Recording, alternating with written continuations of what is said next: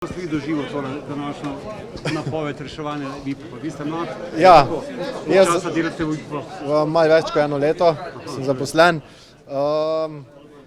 Tako, no, bom povedal. Ni mi vseeno za ostale delavce, zato ostajam v podjetju. Imam v podjetju, kakšno delovno mesto? Elektrovzdrževanje.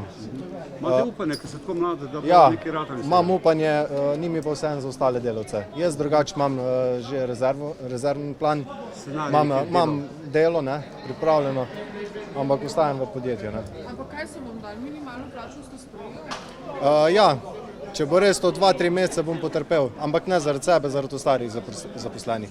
Mislite, da lahko spet splava podjetje in začne normalno funkcionirati? Upam. Kaj smo povedali glede spremembe vodstva oziroma kdo zdaj vodi podjetje? Kdo vodi podjetje, to pač ne vem točno. Ne. Zdaj, če se je vodstvo res spremenilo, hvala Bogu, ne, upam, da bo res to pomagalo. Ne. Gospoda Božiča poznate?